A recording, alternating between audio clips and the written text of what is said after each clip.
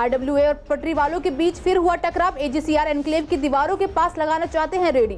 Colony के members का कहना है स्टॉल्स की आड़ में बेचे जाते हैं नशीले पदार्थ।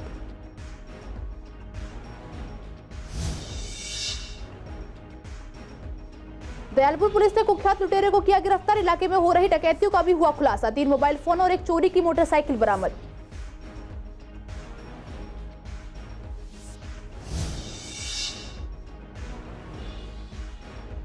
पूर्वी दिल्ली में कैब ड्राइवर्स के साथ होते रहते हैं हादसे। कैब ड्राइवर्स का कहना नहीं मिलती कोई सुरक्षा, नहीं मिलता है कोई इंश्योरेंस।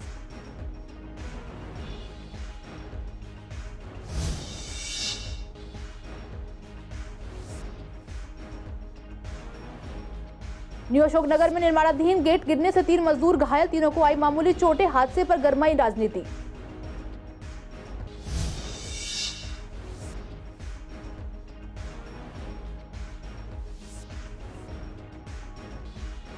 पूर्वी दिल्ली के स्कूलों में मेगा पीटीएम में कई पेरेंट्स ने लिया हिस्सा। इलाके के विधायक भी रहे मौजूद। मेगा पीटीएम में बच्चों के बारे में पेरेंट्स को दी जाती है जानकारी।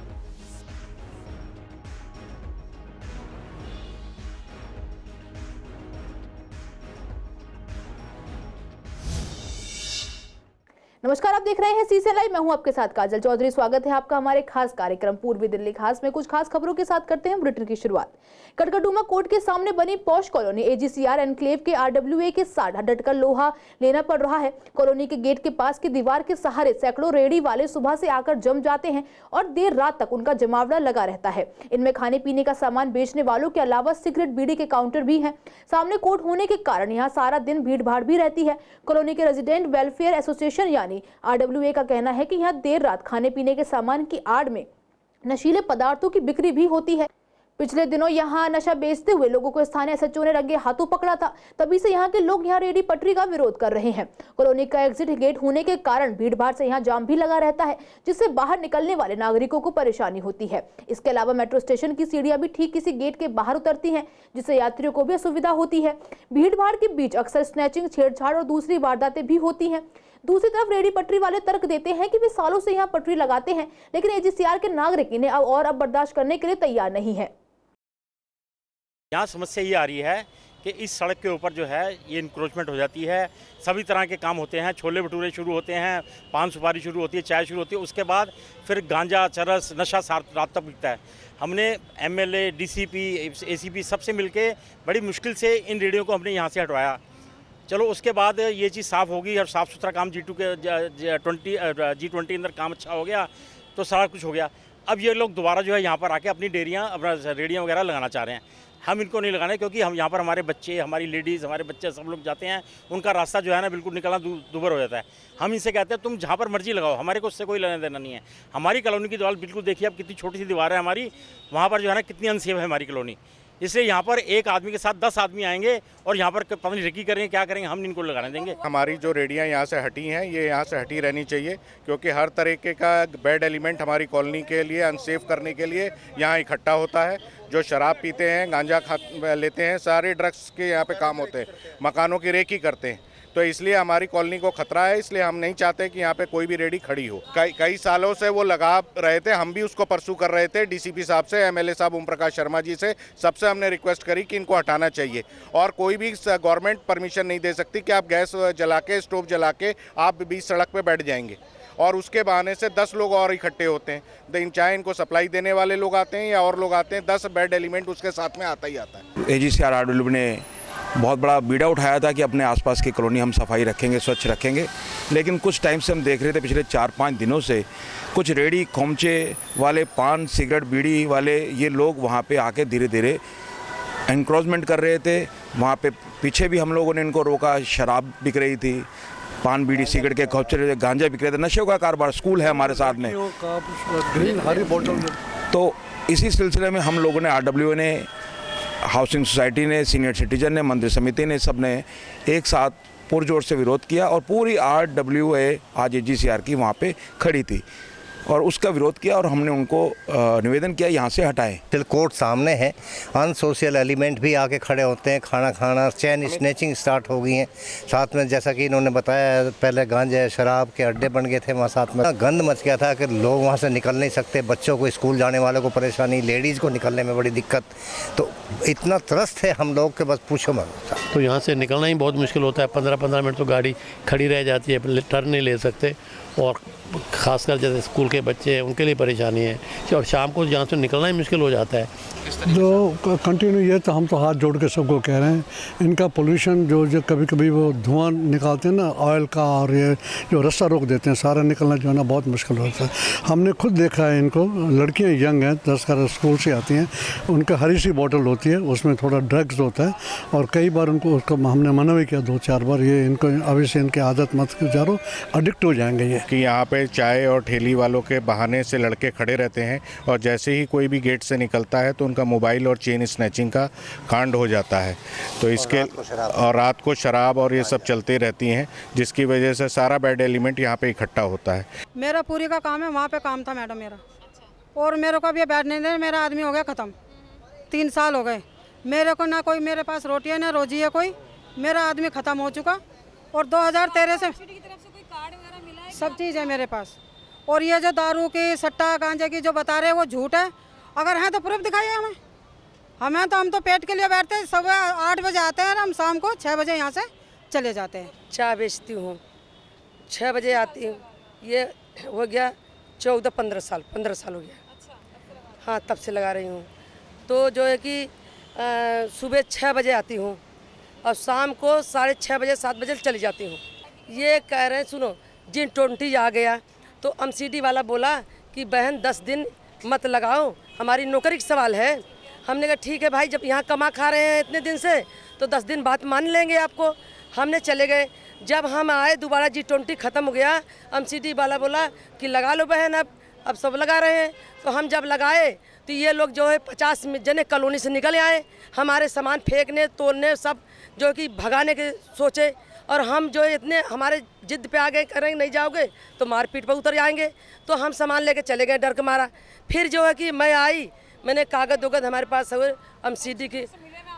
उत्तर पूर्वी दिल्ली के थाना दयालपुर पुलिस और नारकोटिक्स स्क्वाड की टीम ने एक कुख्यात लुटेरे को गिरफ्तार करने में सफलता हासिल की है। पुलिस ने इस लुटेरे के कब्जे से चोरी के 3 मोबाइल फोन और एक चोरी की मोटरसाइकिल भी बरामद की है।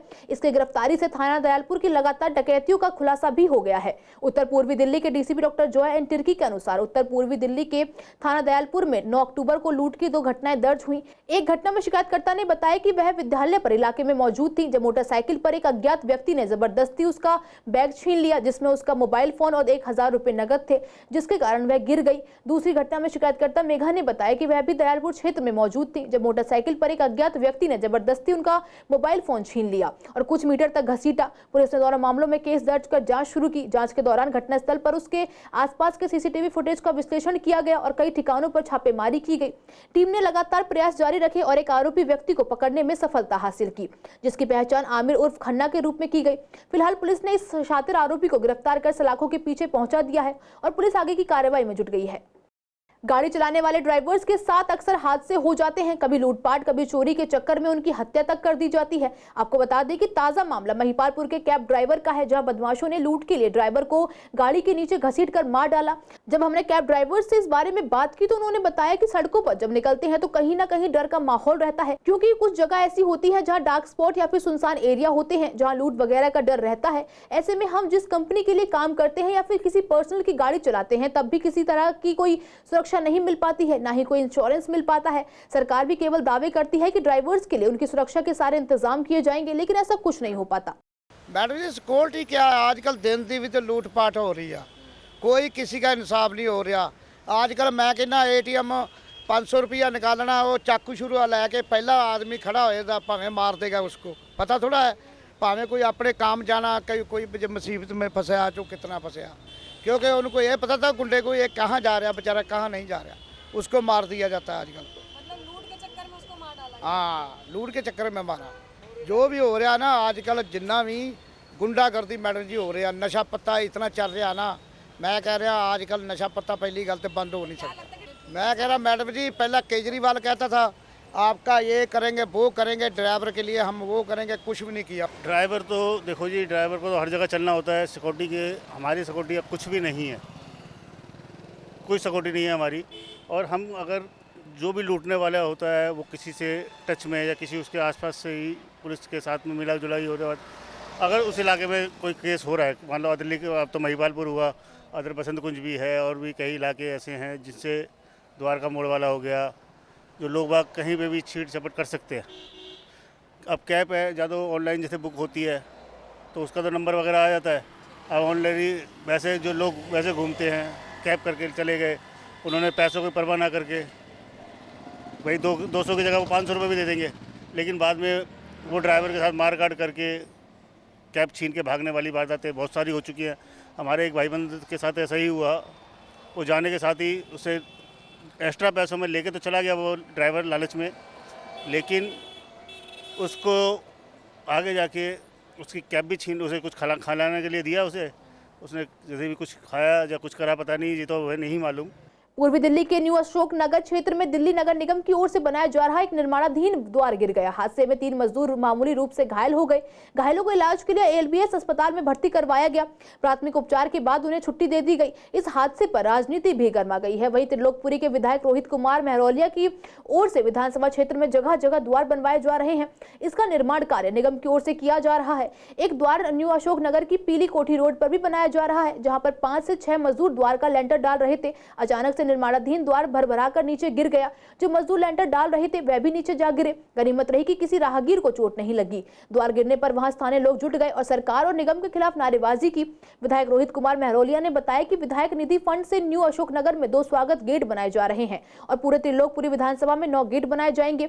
उन्हीं में से 2 गेट न्यू अशोक नगर में बन रहे हैं। उनमें से एक गेट का सेटरिंग का काम चल रहा था। अचानक से कोई बल्ली हिलने के कारण इससे सेटरिंग गिर गई, जिसके चपेट में 3 से 4 मजदूर आ गए। पूर्व निगम पार्षद निक्की सिंह ने कहा कि निर्माण कार्य में घटिया सामग्री का इस्तेमाल किया जा रहा है, जिस वजह से यह हादसा हुआ है। मैंने पुलिस और निगम से इसके खिलाफ कई बार शिकायत की थी। अगर शिकायत पर संज्ञान लिया गया होता तो हादसा नहीं होता।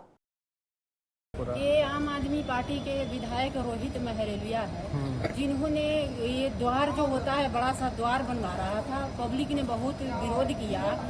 RWA अध्यक्ष ने, फेडरेशन के अध्यक्ष भी, सब लोगों ने विरोध किया कि रोड चौड़ा नहीं है, वो गेट बनने से भगवान न करे ऐसा कुछ हो, अगर आग अशोक नगर में लगती है तो फायर की गाड़ी भी नहीं जा सकती है। लाख विरोध के बावजूद रोहित महरौलिया ने गेट बनवाना, ईवो बना के गेट बनवाए।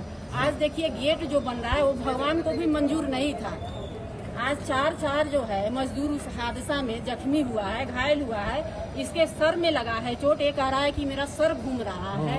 इसका पैर फ्रैक्चर है, ये चल नहीं पा रहा है। इसको मैं पकड़ के ला रही हूँ। और एक ये है, इसको भी देखिए, इसका हाथ भी इसका जो है इसका टूटा हुआ है। एक और लड़का है, उसको भी यहाँ पे चोट लगा हुआ है। तो ये क्या कर दिखाना चाहते हैं रोहित महरौलिया जी? सिर्फ गेट बना के उससे पब्लिक को कोई फायदा नहीं है। चोट वोट भी लगी है किसी के? 4 आदमी की लगी। 4 आदमी के लगी है। जानते हो उन्हें? नाम बता सकते हो उनका क्या कुछ है? उसका नाम नहीं जानते। लेबर है। लेबर को लगी है। और कोई? और कोई ने 4 बंदा को चोट लगा। काम कर रहे थे, ढलाई हो रहा था। अच्छा, ढलाई हो रहा था। फिर कैसे हादसा हुआ? वो हादसा हुआ, सेटिंग वो नीचे बैठ गया। हम लोग 5 आदमी थे, ऊपर 5 आदमी गिर गए। 5 आदमी का चोट लग गया काफी ज्यादा। किसी को हाथ में, किसी को पाँव में, किसी को सर में लगा चोट। बस यही हॉस्पिटल में हम लोग लेंटर डाल रहे थे, गिर गए थे ऊपर, माल गिरा उसमें, माल गिरने के बाद सेटिंग बैठ गया। अच्छा, नीचे आ गया। कितने लोग घायल हुए हैं? 4 लोग। अच्छा, ये बताइए, जहाँ आप लोग काम कर रहे थे वहाँ सेटिंग का चल रहा था कि ढलाई हो रहा था? ढलाई हो रहा। देखिए, हमारे त्रिलोकपुरी विधानसभा क्षेत्र के अंतर्गत आने वाले न्यू अशोक नगर के अंदर हम अपने विधायक निधि से 2 स्वागत गेट बनवा रहे हैं। पूरी त्रिलोकपुरी में इस प्रकार के 9 गेट बन रहे हैं, जिसमें कि 2 गेट न्यू अशोक नगर में बन रहे हैं। उन्हीं में से एक को बनाने के लिए जो सेटरिंग बनाई जाती है, जो फट्टे और बल्लियों से सेटरिंग लगाई जाती है, तो आज उसका काम चल रहा था कि कोई बल्ली वगैरह हिलने की वजह से वो सेटरिंग गिर गई, जिसमें कि 3-4 जो हमारे मजदूर भाई हैं उनको थोड़ी बहुत चोटें आई हैं।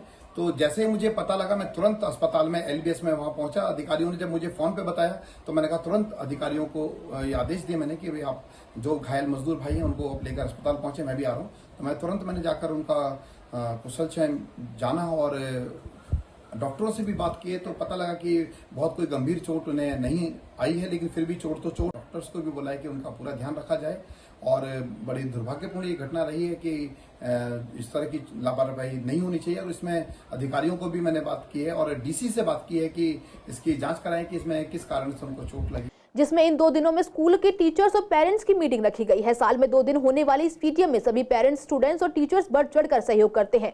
जब हमने पूर्वी दिल्ली के स्कूलों का जायजा लिया तो देखने को मिला कि कई पेरेंट्स इस मीटिंग में हिस्सा लेने आए थे।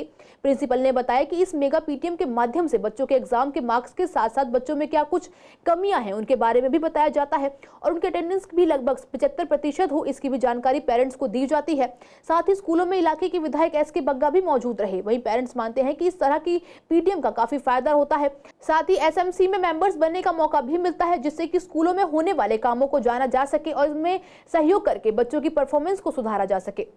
टीचर्स को इंस्ट्रक्शंस दी गई हैं कि वो पेरेंट्स को पूरी तरह से एकेडमिक्स के लिए बच्चों को गाइड करें और जिस तरह के सर्कुलर्स आते हैं डिपार्टमेंट की तरफ से, जिसमें एक बहुत ही महत्वपूर्ण सर्कुलर बच्चों की अटेंडेंस को लेकर है, तो उसके बारे में पेरेंट्स को गाइड किया जा रहा है कि बच्चों को रोज़ाना रेगुलर स्कूल भेजें ताकि उनकी अटेंडेंस 75% से नीचे ना जाए और उन्हें एग्ज़ाम में बैठने का मौका मिल सके।